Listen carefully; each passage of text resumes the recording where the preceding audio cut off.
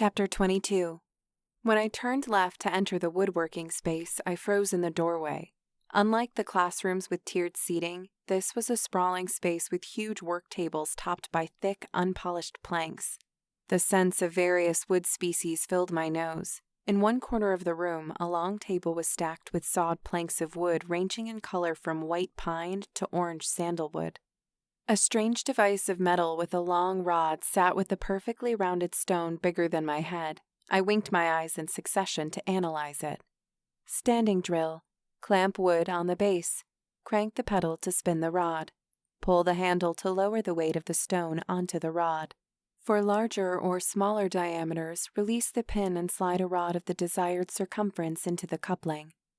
Where the manual drill my father had used on the farm had been a clumsy device with a U-shaped handle, the standing drill bordered on witchcraft. I'd lacked the context to even imagine such a contraption. Excitement surged in little pinpricks down my arms, and I longed to punch holes in things. When a student, her hair pulled back in rows of perfect braids, slid by me in the doorway, I realized I was blocking the entry. Warmth flooded to my face as I hurried to the closest unoccupied table. Each was complemented by 2 chairs, and an equal number of hand axes sat atop them. I picked one up and tested its weight. A leather cover wrapped the blade with a strap that tied behind. When all the students had arrived, I was surprised to find how few there were. Only one table had 2 occupants. I counted it as a change in my tidings when I saw neither Johan or Elren. An elderly man in loose-fitting gray coveralls entered last through the same door. Welcome to Carpentry for Combatants. I'm Master Roland Chimp. He wove between the tables, then stood in the center of the sprawling shop. Those of you who are holding your axes may set them down so I have your full attention. Axes rattled to the tables, some as if they had been molten hot. When every axe settled, Master Roland waited for each pair of eyes to fall on him before continuing. This is an introductory class. If you have experience working with wood, you might be bored for a bit. The first 2 weeks will prove especially dull, as we will journey into the forest west of town and learn about the various trees and their usefulness for carpentry. You will use your axes to cut into them, halve them, and believe it or not, cut planks from them. Cut planks with an axe? A boy on the opposite end of the room from me asked. That's right, young man. By the time we're finished with the first semester, you will command the use of a hand axe like others would wield a sword or mace. But you will also gain skill points in botany, not just carpentry. Since that skill complements alchemy, cooking, and others, I find it a fine trade for your labor. He paced up the aisle as he spoke, pivoted, then walked the other way. In order to pass this class, you must gain 20 points in both. He threw up 2 fingers for emphasis. Botany and carpentry. Shoulders dropped, moans filled the room. The instructor stopped and folded his arms across his chest. As luck would have it, classes in alchemy, herbalism, and culinary arts are in this same hall. If you'd like to swap your elective, now would be a good time for you to leave. But if you're interested in learning what hundreds have paid me to teach them, stick around. Master Roland leaned against one of the tables. Go ahead. Alchemy, anyone? No one moved, but the same student who'd complained earlier muttered just loud enough for all to hear. Too bad they don't have smithing here. Ah, smithing, our teacher said. A fine family of crafts. Goldsmithing, blacksmithing. Why, if you want to take up plate and sword and fight on the front lines, you could travel to the far north and join the academy in the Templars' Hall high in the mountains. Perhaps that would suit. The class chuckled, but I wondered what it must be like to train in cold metal in the northern snow. No. He waved a dismissive hand. I don't suppose you would, considering your slight frame. Besides, all frontline heroism gets you is bruises, cuts, and perhaps an early grave. You all have shown the good judgment to use the mana pools Solara has blessed you with to stand in the rear and out of range of those nasty bears, tigers, wolves. He cocked an eyebrow like he was loading a crossbow. And demons. I commend you for it. Now, grab your axes and follow me. Master Roland hoisted an axe from one of the tables despite the one hanging from his belt. When we'd stepped into the hallway, The relief I'd experienced when I didn't spy Elren or Johan in the shop was trounced when the former jogged toward Master Roland. Sorry I'm late. I was up late studying and overslept. The instructor took it in stride. That's fine, He winked his eyes in succession. Elren. You're entitled to be late once per semester, and all credit to you. You got it out of the way on the first day. He held out the axe he'd swiped from the table. Elren smirked, snatched the axe, then turned his gaze toward me. A smile crept across his lips, but it never touched his eyes. One side of my nose twitched with disdain before I could stop it. I didn't want to show him the pleasure of a response, but some things we just couldn't control. He showed the nerve to fall in next to me as we walked down the long corridor. Not still mad about that little trick we played, are you? When I didn't offer so much as a glance in his direction, he chuckled. Come on. It's not like you didn't get even. You broke Johan's nose. If Rashan hadn't been there to heal it, the shaft would have carried a right turn for the rest of his life. You must have walloped him good. Finally, verified. Rashan knows, yet she didn't report the conflict. I longed to probe but resisted. So, how'd you get out? He asked. I'm itching to know. When I saw Shabana come out of the temple alone, I surmised you'd sent her away. Did she give you the key? And there it was. Common purpose between Johan and Elren. Retrieve the key. As far as I was concerned, they could swallow the key. But I'd have them wait in repayment for their dirty trick. All things considered, I stood to enjoy endless gains from their deception. But to concede the key and act like nothing happened wouldn't teach the entitled worms anything. Was there a key? I hardly remember. So encumbered by fury I was. Does that please you? That you made me angry? I waved a hand before he could reply. Go away, Elren. We passed the hallway where I'd seen the older man in the robe talking to Magister Lyra. It was empty. Instead of dropping back or moving ahead as I'd hoped, Elren leaned toward me and lowered his voice. Hey, not that it's any of my business, but Johan will have that key. His father is High Chancellor of Trowsby, and he's connected down here in Warrington. So you'd do better just to give it up. I forced a smile across my features. Again, you assume I have the key. If you don't, then where is it? I stopped in the middle of the hall as the rest of the class filed by. Why do you all want the key to an empty room so badly? Elren's lips wound so tightly they wrinkled. That was satisfaction enough. I strode ahead and caught up with the class. We turned left, pedaled down a corridor, then burst into the daylight through the high doors of the front entrance. 2 men in silver plate stood just outside. At first, I thought they stood guard, but when Master Roland waved them forward, they split up and fell into our ranks on either side. Elren spoke from behind me. A protection detail. By the time Johan's finished his work with you, you'll wish they followed you around. I might have reminded Elren I was carrying a hand axe and possessed the strength to wield it if needed, but then Master Roland turned, weaved his way through the students, then cocked his chin at one of the guards. Please lead. The guard nodded. He guided the students through the main gate, turned right, then past the chapel. Our instructor turned to pace beside Elren, just behind me. I might be old, but I'm not deaf. If I construe correctly, you're threatening a fellow student. So let me be clear. If any harm comes to this young woman, I will see that you are the first one shunned. Do my words ring clearly? Yes, Master. Oh, yes. You missed that part.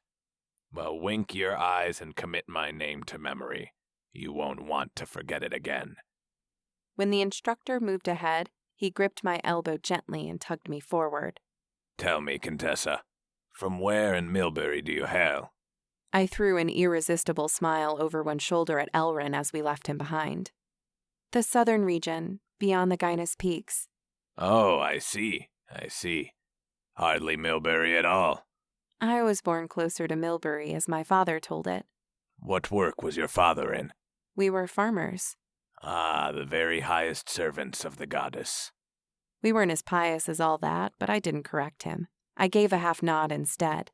I see your carpentry skill is 6. How'd you come upon your ranks?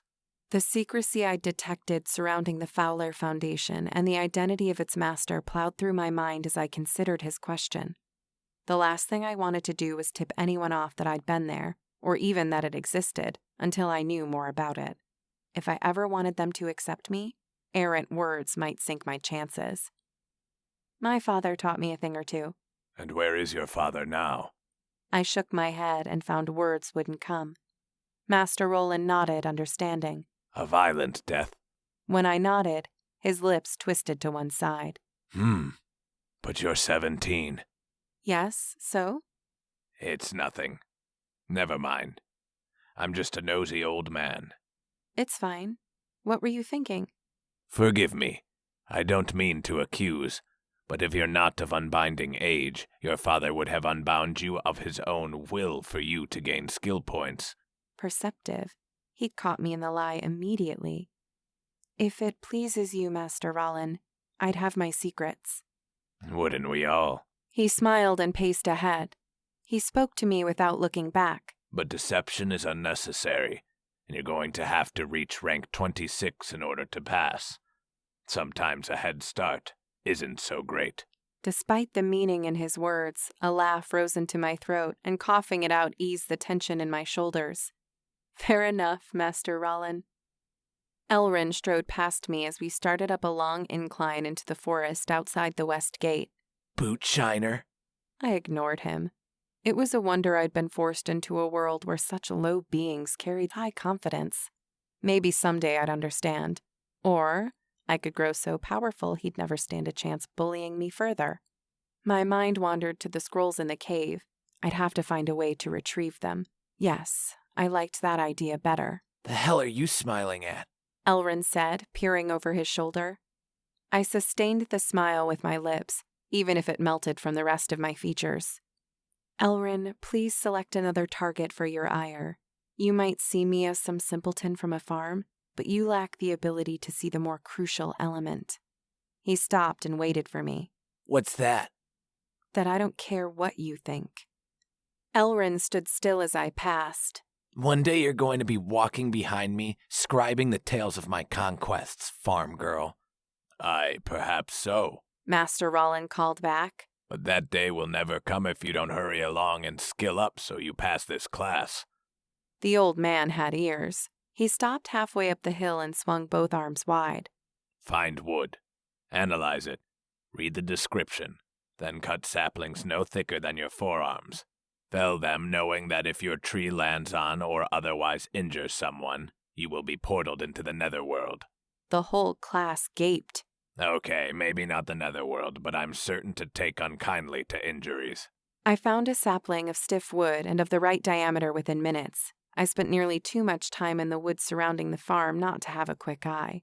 To bring down a tree and cut firewood was as commonplace as riding our horse. A moment of wonder as to my horse's likely destiny led me down a dark mental path in a matter of moments, so I pushed it away and focused on my cuts. Your forestry skill has reached rank 3. Not bad for a few minutes' work. Maybe when I'd skilled up, my strokes wouldn't be so clumsy. As natural as it had been for me to cut wood near the farm, it seemed like an unseen force threw off my aim, or maybe something had changed when I was unbound. I didn't know where that latter thought came from, and I could make no sense of the logic, but it somehow rang true.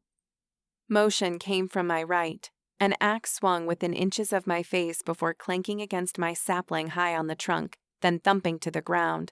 I whirled, stumbled, and tumbled backward.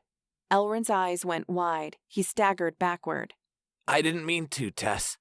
It got away from me on the backswing. Master Roland appeared at my side and offered a hand. When I accepted it, he hoisted me with surprising strength. Tess, are you okay? He pushed my hair over my ears and checked the sides of my head. I dusted my backside and plucked a stuck piece of pine straw. I'm fine. He wheeled. And you, Elren, are you okay? My adversary reacted in further surprise. Me? Why would I?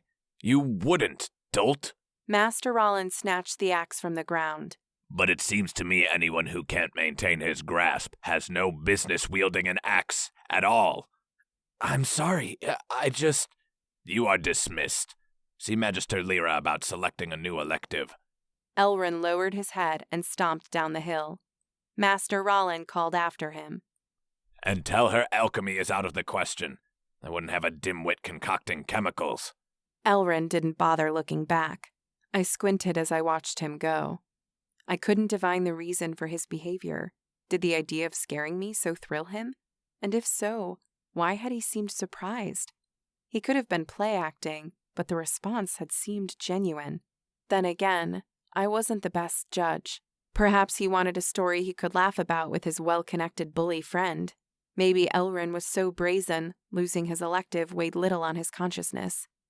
Master Roland must have had enough for one class because he turned and dismissed us. The guards collected our axes. On my way down the hill, I spied Rashan standing just on the other side of the gate. Today she wore a lovely thick wool robe of white and green. It made her look younger. Of course, she was only 3 years my senior. How much younger could she go? "Contessa of Milbury," Rashan said to Master Roland, then gestured in my direction. "If you're finished with her—" Of course, Master Rashan. "Come with me, Tess." She flicked 4 fingers toward herself. My first inclination was to ask where we were going, but when Rashan turned left and led me toward the chapel, a sinking feeling crept into my gut and I stayed quiet. We passed through the open doors and the scent of linseed oil rose on the air. She led me down the center aisle between the pews, around the stone altar, then through the door on the right. After a short trip down a narrow corridor, we came to a familiar door of aged, unfinished wood. She yanked it open. The metal covering inside leaned away from the tube. It reminded me of how Baba slept in his chair after a hard day's work, with his head leaned back and his mouth agape as he snored. She gestured toward the ladder without a word, so I descended. This time, I managed to keep my sandals on. When we reached the bottom, she turned to face me. "Tell me, Tess, do you know what a worsager is?" I shook my head. I can't claim any expertise. "Well, it's time you learned.